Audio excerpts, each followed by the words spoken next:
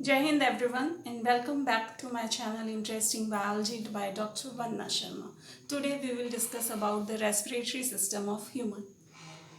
मनुष्य का श्वसन तंत्र। इसको पढ़ने के लिए मैंने इसकी कुछ समरी तैयार की है और अगर आप वीडियो को देखकर उसे अच्छी तरह से समझ लेंगे और फिर जो इसको समराइज किया हुआ है, समरी तैयार की हुई है, उस केवल टॉपिक्स को, उसके पॉइंट्स को आप अगर याद कर लेंगे तो इसको एक्सप्लेन करना एग्जाम में बहुत ही आसान हो जाएगा। और इस समरी को देखने के लिए आप डिस्क्रिप्शन बॉक्स में पहुंचकर लिंक देखिए और लिंक में आपको पूरी समरी मिल जाएगी, जिससे आप इजीली इसको समझकर याद भी कर सकते हैं। मनुष्य के श्वसन तंत्र के कौन कौन से भाग होते हैं वो हम पढ़ेंगे। मनुष्य के श्वसन तंत्र को, रेस्पिरेटरी सिस्टम को दो पार्ट्स में डिवाइड किया जाता है mainly. First is conducting zone and second is respiratory zone. Conducting zone consist only the passage of the air. ये केवल रेस्पिरेटरी सिस्टम का वो पार्ट होता है जिसमें एयर, वायु को मार्ग प्रदान करने वाले भाग होते हैं, जिसमें से होकर वायु गुजरती है। उन सारे भाग को हम क्या क्या कहते हैं वो सब इसके अंदर आता है। जैसे कि जब वायु एंटर करती है वो नोज से एंटर करती है, उसके बाद नेक्स्ट पार्ट आता है लैरिंक्स, जिसे कंठ कहते हैं। Next part trachea and then bronchi and bronchioles. ये सभी कंडक्टिंग जोन्स के अंदर आते हैं, जिनके बारे में डिटेल में अभी हम आगे पढ़ेंगे। उसके बाद सेकेंड पार्ट होता है रेस्पिरेशन का, रेस्पिरेटरी जोन, जो मेन रेस्पिरेटरी पार्ट होता है, जिनमें जो ऑर्गन इंक्लूड होता है वो केवल लंग्स होते हैं, जो केवल एक्सचेंज ऑफ गैसेस से रिलेटेड होते हैं। रेस्पिरेशन जो होता है उसमें हम लोग जानते ही हैं O2 और CO2, ऑक्सीजन और कार्बन डाइऑक्साइड का एक्सचेंज एक मेन पार्ट होता है रेस्पिरेशन का, जो कि लंग्स के थ्रू होता है। तो respiratory zone for the exchange of gases and conducting zone for providing passage to the air to reach up to the lungs.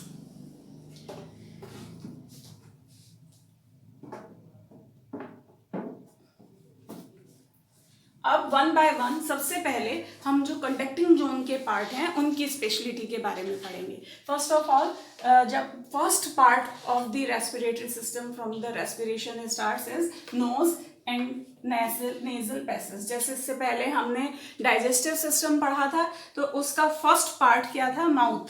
Mouth से एलिमेंट्री कैनाल का स्ट्रक्चर जो है वो स्टार्ट होता है। इसी तरीके से रेस्पिरेटरी सिस्टम का फर्स्ट पार्ट जो होता है वो नोज एंड नेजल पैसेजेस है। नोज का भी जो बिगनिंग है वो वन पेयर नॉस्ट्रिल से, जिन्हें एक्सटर्नल लेयर्स कहते हैं, एक्सटर्नल लेयर्स से इसकी शुरुआत होती है। हिंदी में हम इसे बाह्य नासा छिद्र कहते हैं। हम लोग जानते हैं यहाँ से ये बाह्य नासा छिद्र, जो दो छिद्र होते हैं नोज के, जिन्हें एक्सटर्नल लेयर्स या बाह्य नासा छिद्र कहते हैं, यहाँ से एयर एंटर करती है।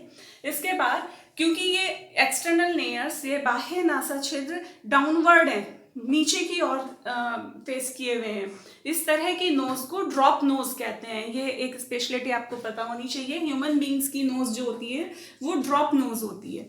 सेकेंड, जो हमारी नोज होती है वो दो नेजल बोन्स और एक हाइलिन बोन्स से सपोर्टेड होती है। ये बोन्स जो होती हैं वो दो नेजल बोन्स हैं और वन हाइलिन बोन है, इनसे सपोर्ट करके एंडोस्केलेटन का निर्माण करती हैं। बच्चों, हम सब जानते हैं नोज के बीच में एक पार्टीशन होता है। जैसे मान लीजिए ये नोज है, ये दो एक्सटर्नल लेयर्स हैं और बीच में अंदर की ओर एक ऐसा पार्ट होता है जो नोज को, इसकी कैविटी को दो पार्ट में इक्वली डिवाइड कर देती है।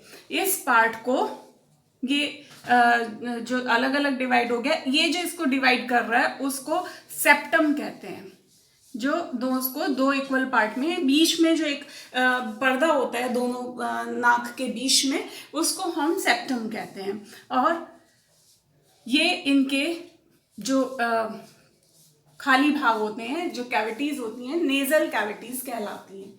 अब जो यहाँ से एयर एंटर करके इस कैविटी से होते हुए ये पार्ट जो है वो नेजल पैसेज कहलाता है। ये नेजल पैसेज, नेजल पाथ भी हम इसे कह सकते हैं, नासिका मार्ग जिसे कहते हैं, जिस मार्ग से होकर एयर अंदर एंटर करती है। अंदर जाकर अंदर के साइड में भी ये 2 छोटे छिद्रों के द्वारा अंदर की ओर खुलती है। जिस स्थान पर ये दोनों छिद्र खुलते हैं उसको नेजोफेरिंक्स कहते हैं, और जिस जगह पर ये खुलेगी उसे नेजोफेरिंक्स, और जिन 2 छिद्रों की सहायता से ये वहां खुलती है उसको इंटरनल लेयर्स कहते हैं। दैट मीन्स ये एक्सटर्नल लेयर्स हो गए जिन्हें नॉस्ट्रल्स हम कहते हैं, और ये अंदर जाके ये रास्ता जहां दूसरे आगे भाग में जुड़ रहा है वो इंटरनल लेयर्स हो गया। जो ये नेजल पैसेज है इसके कुछ जो बकल कैविटी से जो इसका सेपरेशन होता है, डाइजेस्टिव सिस्टम में हमने बकल कैविटी के बारे में, मुख गुहा जिसे कहते हैं, जिसमें जीभ, दांत और तालू, ये हमने इसके 3 पार्ट पढ़े थे, ये होते हैं। तो उसी तरीके से नेजल पैसेज है वो भी बकल कैविटी से, जो हमने उसकी रूफ पढ़ी थी, बकल कैविटी की रूफ पर हमने बताया था पैलेट होती है, वो पैलेट इस नेजल पैसेज को बकल कैविटी से सेपरेट करता है। हार्ड पैलेट जो पार्ट होता है वो नेजल कैविटी को सेपरेट करता है बकल कैविटी से। नेजल पैसेज के भी 3 मेन पार्ट्स होते हैं। First is vestibule. Vestibule nasal cavity का फ्रंट वाइड पार्ट होता है, जो नाक का सबसे आगे का चौड़ा भाग होता है। पैसेज यहाँ पर जो आगे वाला भाग होता है ये वेस्टिब्यूल कहलाता है। इस पार्ट में सेंसरी हेयर होते हैं जिन्हें रोम कह सकते हैं हम, स्वेट ग्लैंड्स होती हैं, सुबेसियस ग्रंथियां होती हैं, और इनका क्या, जो यहाँ पर उपस्थित जो बाल हैं, हेयर हैं, इनका क्या फंक्शन होता है, ये एंटरिंग एयर, जो वायु इसमें प्रवेश करती है उसके साथ प्रवेश करने वाले डस्ट पार्टिकल्स को छानती है। ये फिल्टर की तरह से ये हेयर्स काम करते हैं। और जहाँ पर जो म्यूकस ग्लैंड्स और सेबेसियस ग्लैंड्स होती हैं ये भी वायु को प्योर करने में, डस्ट पार्टिकल्स को यहीं रोकने में बहुत हेल्पफुल होते हैं। एक तरीके से हमारे जो नोज का स्ट्रक्चर होता है नेचुरल प्यूरिफायर की तरह से काम करता है, ताकि बहुत सारे एयर में प्रेजेंट इम्प्योरिटीज, डस्ट, बैक्टीरियाज जो होते हैं वो लंग्स तक ना पहुंच पाए। इस तरीके की इसकी पूरी बनावट होती है। वेस्टिब्यूल हमने बताया नेजल पैसेज का फ्रंट पार्ट होता है। उसके बाद आगे पार्ट आता है ऑल्फैक्टरी रीजन। ऑल्फैक्टरी रीजन जो होता है वो यहाँ पर बिल्कुल दोनों आईज के बीच वाला ये वाला भाग जो होता है ये ऑल्फैक्टरी रीजन कहलाता है, और जिसको हम घ्राण भाग भी कह सकते हैं।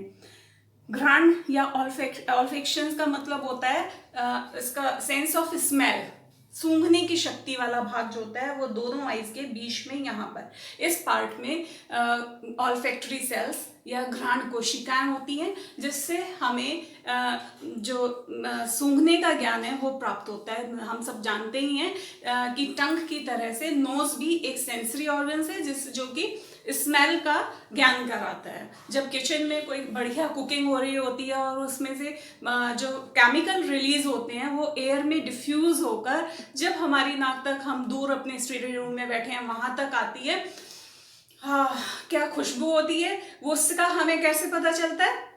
हमारी नोज के इस पार्ट में प्रेजेंट सेंसरी ऑल्फैक्टरी सेल्स की हेल्प से, जो कि जिनकी नर्व्स जो होती हैं इस सेंस को ब्रेन तक पहुंचाती हैं और हमें स्मेल का ज्ञान होता है। नेक्स्ट पार्ट आता है respiratory reason. Respiratory reason mainly जो है रेस्पिरेशन वाला पार्ट, जिसका इम्पोर्टेंट रोल होता है। इसमें 3 टर्मिनल बोन्स होती हैं। ये बोन्स जो होती हैं, ये तीनों बोन्स फोल्डेड होती हैं और स्पाइरली कॉइल्ड होती है। मतलब ये घुमावदार रास्ता, नेजल पैसेज स्ट्रेट ना होके इससे आगे जाके वो घुमावदार रास्ता बना देती है। मतलब एयर को सीधे एकदम थोड़े से स्पेस से आगे नहीं बढ़ जाना, घूमकर चक्कर काटकर आगे नेजोफेरिंक्स पर इंटरनल लेयर से खुलना होगा। तो यानी कि ये घुमावदार रास्ता भी ऐसे नहीं होता, इसका भी बहुत बड़ा लॉजिक होता है। सबसे पहले इस घुमावदार रास्ते के बारे में हम पढ़ लेते हैं। ये जो इसमें 3 टर्मिनल बोन्स होती हैं वो एक घुमाव से जो स्पेशल चीज बनाती है उसको कहते हैं कॉन्की या मी एटाई। कॉन्की जो इस टर्मिनल बोन्स के घुमाव से बना हुआ पैसेज है, और ये अकॉर्डिंग टू देयर लोकेशन 3 नाम से जानी जाती है। जो ऊपर की ओर होती है, जैसे यहाँ पर आप देखेंगे ये बीच बीच में ये इन बोन्स से घुमाव बन गया है, यहाँ से एयर एंटर करती है नोज में, ये नोस्ट्रिल है, एक्सटर्नल लेयर है, और आगे जाके ये पैसेज स्ट्रेट ना रह के इस तरह से घुमाव वाला बन जाता है। पहले से यहाँ ऐसे घूम के आगे के पैसेज में पहुंचना होता है। तो जो सबसे ऊपर का फोल्ड होता है इन बोन से बना हुआ उसको सुपीरियर कॉन्की कहते हैं, जो मिडिल में होता है उसको मिडिल कॉन्की कहते हैं, और जो इंफीरियर सबसे नीचे की ओर होता है उसको इंफीरियर कॉन्की कहते हैं। कॉन्की जो है एक प्लूरल वर्ड है, इसको अगर सिंगुलर हम कहेंगे सुपीरियर कॉन्का, मिडिल कॉन्का और इंफीरियर कॉन्का, या मी एच आई भी हम इसे कह सकते हैं। जब एयर यहाँ से पास होकर इस घुमावदार वाले रास्ते से पहुंचती है तो क्या होता है, एयर को एक बहुत बड़ा पाथ मिलता है, एक बहुत बड़ा रास्ता मिलता है, और इतने घूमकर जब ये आगे पहुंचती है तो यहाँ पर प्रेजेंट कुछ म्यूकस ग्लैंड्स एयर को मॉइस्ट कर देती हैं, और एयर का इतना लंबे रास्ते से जाने की वजह से अंदर तक पहुंचते पहुंचते बॉडी के टेम्परेचर के बराबर ही एयर का टेम्परेचर भी हो जाता है, जिससे कि ये आगे एडजस्ट हो सके। बॉडी मतलब एयर के टेम्परेचर को मेंटेन करने के लिए और उसको मॉइस्ट करने के लिए ये बहुत हेल्पफुल होते हैं, ये घुमावदार रास्ता जो इस रेस्पिरेटरी रीजन में होता है। इसी रीजन में जो सुपीरियर कॉन्का होता है उसमें एक श्नीडेरियन मेम्ब्रेन होती है। ये मेम्ब्रेन सेंस ऑफ स्मेल से रिलेटेड है। दूसरा मिडल और इंफीरियर कॉन्का जो होते हैं ये सिलिएटेड होते हैं, और इनमें म्यूकस मेम्ब्रेन होती है, साथ ही जो ब्लड कैपिलरीज इस पर थोड़ी बहुत होती हैं, और कुछ बहुत लिटिल अमाउंट में गैसेस एक्सचेंज यहाँ पर प्रेजेंट ब्लड कैपिलरीज के थ्रू भी हो जाता है। इस तरह से ये केवल नोज और नेजल पैसेजेस के बारे में हमने थोड़ा सा पढ़ा है। और अगर हम इन सारे पॉइंट्स को ऐसे शॉर्ट में समरी के रूप में लिख लेते हैं तो इतना सारा लिखने के लिए बहुत कई पेज याद करने की जरूरत नहीं पड़ेगी, इसी से ही हम कई सारे पेज लिख सकते हैं। जैसे नोज की स्पेशलिटी हमने बताया, एक्सटर्नल नॉस्ट्रिल, ड्रॉप नोज वगैरह। इसी तरह नेजल पैसेज के बारे में हमने बहुत शॉर्ट में समरी के रूप में छोटा छोटा सा लिखा हुआ है। इसको अगर आप केवल इतना पढ़ लोगे तो काफी सारा आप डिटेल में से एक्सप्लेन कर सकते हो। सेकेंड पार्ट जो होता है नोज के बाद, नेजल पैसेज के बाद रेस्पिरेटरी सिस्टम का जो कंडक्टिंग जोन है, जो मार्ग प्रदान करने वाला भाग है, वो है फेरिंग्स। फेरिंग्स जो है जिसे ग्रसनी भी कहते हैं, हमने इसके बारे में जो डाइजेस्टिव सिस्टम है उसमें भी पढ़ा था। इसको ग्रसनी भी कहते हैं, आपको कुछ याद आया होगा। फेरिंग्स जो है 12.5 सेंटीमीटर लेंथ की होती है। इसके 3 मेन पार्ट्स होते हैं। First is nasopharynx. नेजोफेरिंग्स वो वाइट पार्ट होता है जहां पर इंटरनल नेयर्स, हमने जैसे नोज के अभी यहाँ पर आपको बताया था, इंटरनल नेयर्स जिस जगह पर खुलते हैं जाकर वो भाग नेजोफेरिंग्स कहलाता है, जो कि सॉफ्ट पैलेट, हार्ड पैलेट से बगल कैविटी सेपरेट रहती है। इसका पीछे वाला पार्ट, पैलेट मतलब मुंह गुहा की छत वाला भाग, पीछे वाला भाग जो है वो सॉफ्ट होता है, और वो सॉफ्ट पार्ट के ऊपर की ओर ये नेजोफेरिंग्स होता है, पैलेट के ऊपर प्रेजेंट होता है। और इस पार्ट में, नेजोफेरिंग्स वाले पार्ट में 2 ओपनिंग होती हैं। एक जैसे मैंने बताया, दो पेयर ओपनिंग होती हैं। एक पेयर तो होता है इंटरनल नोस्ट्रिल्स का, और एक पेयर होता है यूस्टेशियन ट्यूब का। ये यूस्टेशियन ट्यूब जो होती है वो कान से जुड़ी हुई होती है, और कान जो हमारा ईयर है, मिडिल ईयर वाला पार्ट, उसमें से एक ट्यूब निकलती है जो इस फेरिंग्स में आकर खुलती है। फेरिंग्स आप देखो समझ रहे होंगे कि ये डाइजेस्टिव सिस्टम में भी हमने पढ़ा था, ये बकल कैविटी के पीछे की ओर प्रेजेंट है, मुख गुहा के पास ही स्थित है। इसका कनेक्शन नोज से भी है और इसका कनेक्शन कान से, जैसे भी मैंने बताया, ये यूस्टेकियन ट्यूब से नेजोफेरिंक्स में कान आकर जुड़ता है, कान की ट्यूब आकर इसमें जुड़ती है। तो यानी ये कान से भी कनेक्टेड है। ये ट्यूब जो यूस्टेकियन ट्यूब है कान से आकर फेरिंक्स में आकर इस तरीके से आकर खुलती है। तो ये मिडिल ईयर और एक्सटर्नल ईयर जो कान का पर्दा है उसके अंदर और बाहर एयर प्रेशर को मेंटेन करने में बहुत हेल्पफुल होती है। अगर ये यूस्टेकियन ट्यूब मोस्टली बंद रहती है वाली डक्ट, लेकिन जम्हाई लेते समय और कुछ और स्पेशल ऐसे केसेस हैं जब ये खुलती है तो एयर बैलेंस हो जाता है कान के अंदर और बाहर दोनों, और अगर प्रेशर समान ना हो तो कान का पर्दा फट सकता है। तो ये ओपनिंग जो नेजोफेरिंक्स में यूस्टेकियन ट्यूब की आकर खुलती है, ये इसमें दोनों और एयर प्रेशर को मेंटेन करने में बहुत हेल्पफुल होती है। इसके बाद नेक्स्ट पार्ट आता है ओरोफेरिंक्स।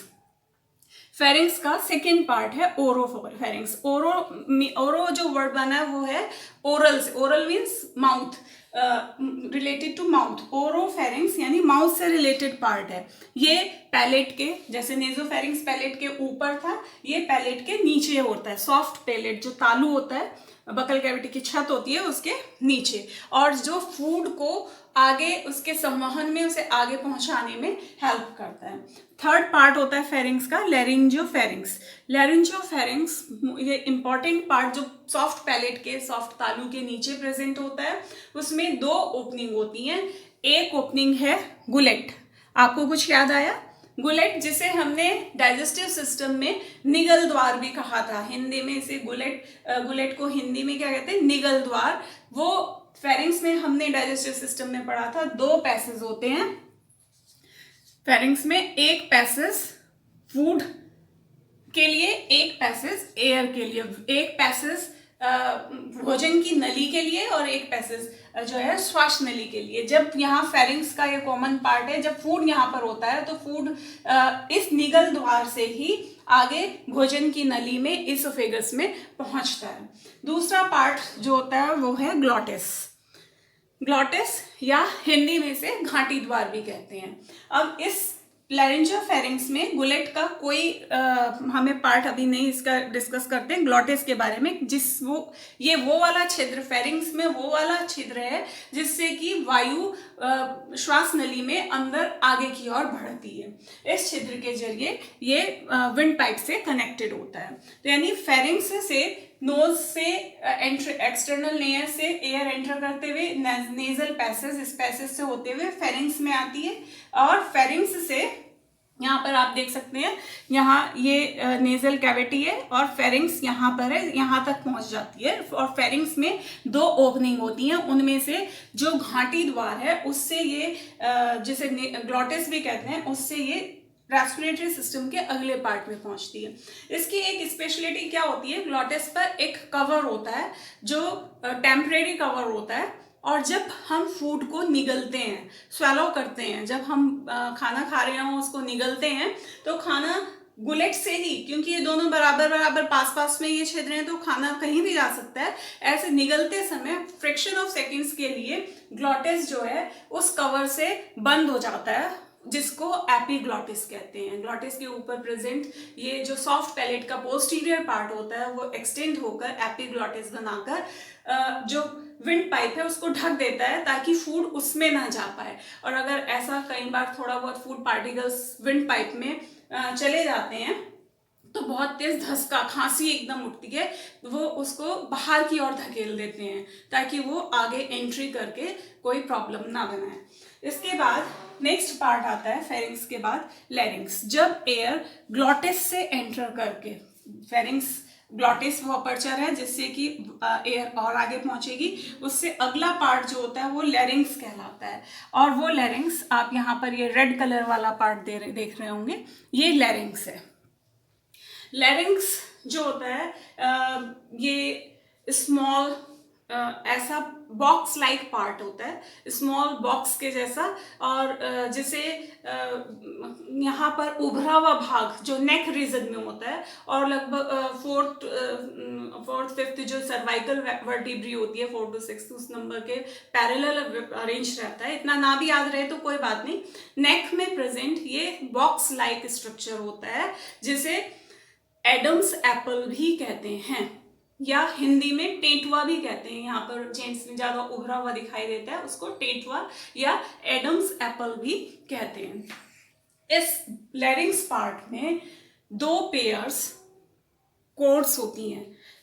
ये इस तरह का वी के शेप में अरेंज्ड ऐसे पतली झिल्ली के नुमा संरचनाएं। ये ट्रांसवर्स सेक्शन है, जैसे ये पाइप है, इस पाइप को ऐसे काट दिया हो, ये लैरिंग्स वाला पार्ट जो ये पाइप वाला जा रहा है, तो उसमें ये कैसे दिखाई देती हैं, 2 पेयर इसमें इस तरीके की कॉर्ड्स होती हैं, एक पेयर ये, एक पेयर। इनमें से जो ये मोटी वी शेप में अरेंज्ड कॉर्ड्स होती हैं वो ट्रू कॉर्ड्स होती हैं, और ये फॉल्स कॉर्ड्स होती हैं। इन्हें ट्रू कॉर्ड्स इसलिए कहते हैं कि ये एयर को जब पैसेज प्रोवाइड करती है तो एयर के वाइब्रेशन से, इनमें वाइब्रेशन होती है और इसके वाइब्रेशन से साउंड प्रोड्यूस होती है, ध्वनि उत्पन्न होती है। अब जैसे मैं आपसे बोल रही हूँ, बातचीत कर रही हूँ, तो इस बोलने में जो साउंड बन रही है वो सारा जो खेल है वो इन वोकल कॉर्ड्स का है। वो वोकल कॉर्ड्स जो है बहुत तेजी से एक्सटेंड होती हैं और सिकुड़ती हैं और फैलती हैं, बहुत तेजी से उनमें मूवमेंट होता है, और जिसके वाइब्रेशन से साउंड प्रोड्यूस होती है। जब बच्चा कोई भी म्यूजिकल इंस्ट्रूमेंट होता है, ये साउंड कैसे होता है, एयर में वेव्स बनने की वजह से। फॉर एग्जांपल गिटार के अगर कॉर्ड को, गिटार में तार हैं, उसके कॉर्ड को हम ऐसे हिला दें तो एयर में वेव्स प्रोड्यूस होती हैं और उससे गिटार की साउंड बनती है। इस तरीके से ये वाले कॉर्ड्स भी हमारे जो लैरिंग्स पार्ट में प्रेजेंट है, साउंड को प्रोड्यूस करने में हेल्पफुल होती हैं। ये कॉर्ड्स कुछ मसल्स से अटैच रहती हैं, और जो टेंसर और अडक्टर मसल्स कहलाती हैं। जितना ज़्यादा इसमें तनाव होता है उतनी ही ऊंची आवाज़ होती है, और जितना ज़्यादा इसमें तनाव कम होगा उतनी नीची आवाज़ होती है। और खूब ज़्यादा बड़ी, बहुत तेज आवाज और कम आवाज भी फेफड़ों से, लंग्स से आने वाले एयर के अमाउंट पर डिपेंड करती है। जितनी ज्यादा मात्रा में फेफड़ों से हवा इस पार्ट से बाहर निकलती है उतना तेज इसमें वाइब्रेशन होगा और ज्यादा तेज आवाज होगी। इन दोनों कॉर्ड्स के बीच में ही ये ग्लॉटिस वाला पार्ट होता है, दोनों दरार के रूप में। यहाँ पर ये ऐसे बंद भी हो सकती है, पूरी स्ट्रेट हो जाएंगे, बंद हो जाएंगे, इस तरीके से ये यूं और यूं, ऐसे और ऐसे इनमें मूवमेंट होता है। ये खुलती और बंद होती हैं, तो जितना पैसेज नैरो हो जाएगा उतनी ही महीन आवाज होगी, और जितनी तेजी से ऐसे ऐसे इनमें मूवमेंट होगा वही साउंड की क्वालिटी को डिसाइड करता है। इसीलिए लैरिंग्स के इस पार्ट को साउंड बॉक्स भी कहते हैं, क्योंकि ये साउंड प्रोड्यूस करने में हेल्प करता है। नेक्स्ट पार्ट आता है ट्रेकिया। ट्रेकिया लैरिंग्स से आगे वाला ये सारा पार्ट जो नेक की पूरी लंबाई में और थॉरेक्स यानी कि जो वक्षगुह है उसमें थोड़ी सी दूरी तक आगे तक स्थित होता है। ये पाइप बहुत सारे लगभग 6 to 8, ये आप इस तरह से बीच में लाइंस देख रहे होंगे, ऐसे रिंग्स जिन्हें, जो उपास्थि के कार्टिलेज की बनी हुई रिंग्स होती हैं, उनसे घेरा हुआ होता है। इस पाइप में इस तरीके से बीच पूरी लंबाई में सी शेप्ड कार्टिलेजिनस रिंग्स होती हैं। ये उपास्थि की या कार्टिलेज की रिंग्स जो होती हैं वो ये इस पाइप को एयर के एब्सेंस में पिचकने से रोकती हैं, इसको पूरा डायमीटर इक्वल बनाए रखती हैं ताकि ये बिना हवा के पिचके ना। इस तरह से ये थॉरेक्स कैविटी में पहुंचकर नेक्स्ट पार्ट में डिवाइड हो जाता है, लेफ्ट और राइट। ये दोनों लेफ्ट और राइट पार्ट्स में वहां पर पहुंचकर ब्रोंकाई कहलाते हैं। सिंगल वर्ड को ब्रोंकस कहते हैं, left bronchus and right bronchus, left bronchus. ये 2 ब्रोंकाई, इनमें से एक ट्रेकिया से डिवीजन होकर बनते हैं। ये भी, इनमें भी कार्टिलेजिनस रिंग्स होती हैं। आगे पहुंचकर इस पूरे के पूरे ट्रैक्ट में म्यूकस मेम्ब्रेन भी होती है, सिलिएटेड एपिथेलियम होती है, जिस सिलिया के हेल्प से ही जो एयर है वो आगे की ओर मूव करती चली जाती है। अंदर पहुंचकर ये फिर से कुछ और ब्रांच में डिवाइड हो जाती हैं। जो राइट लंग होता है वो 3 लोब्स का बना होता है। ये लंग्स हम आगे से डिटेल में पढ़ेंगे नेक्स्ट वीडियो में, लेकिन यहाँ पर हम देख सकते हैं ये 3 पार्ट्स में डिवाइड है, ये 2 पार्ट्स में डिवाइड है, 2 लोब्स हैं। उसी के अकॉर्डिंग ये ब्रोंकाई भी उतने ही ब्रांचेस में डिवाइड होकर अलग अलग भाग में पहुंचकर ब्रोंक्यूल्स बनाती है। फिर से यानी कि और महीन ब्रांचेस में डिवाइड होकर ब्रोंक्यूल्स बना लेती है।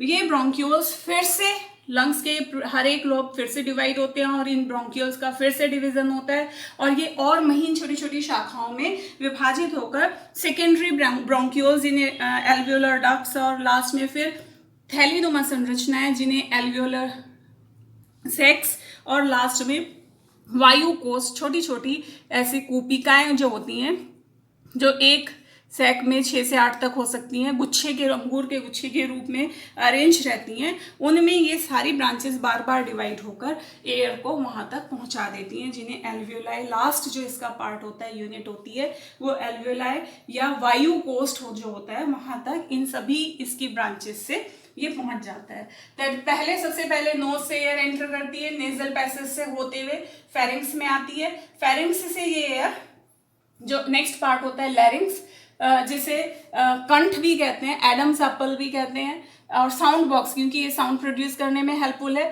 साउंड बॉक्स भी कहते हैं, यहाँ पहुँचती है। यहाँ से फिर ये ट्रेकिया में पहुँचती है और ट्रेकिया बार बार फिर से बहुत सारे राइट एंड लेफ्ट ब्रोंकाई में डिवाइड होकर bronchioles, further division of the bronchi, then respiratory bronchioles or secondary bronchioles you can also say that, और फिर एल्वियोलर सेक्स और लास्ट में एल्वियोलाई में डिवाइड होकर ये लंग्स के एयर चैम्बर्स में वायु कोष्ठ में हवा को पहुंचाते हैं। ये पूरा मार्ग है, ये सारे पाइप्स हैं जो हवा को लास्ट में इन एयर सेक्स तक पहुंचा देते हैं।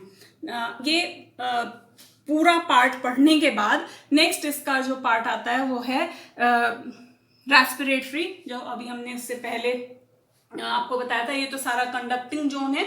शुरुआत में आपको बताया था जो पूरा कंडक्टिंग जोन जो होता है वो पैसेज प्रोवाइड करता है एयर को, एयर किस किस भाग से होते हुए कौन कौन से मार्ग में पहुंच रही है।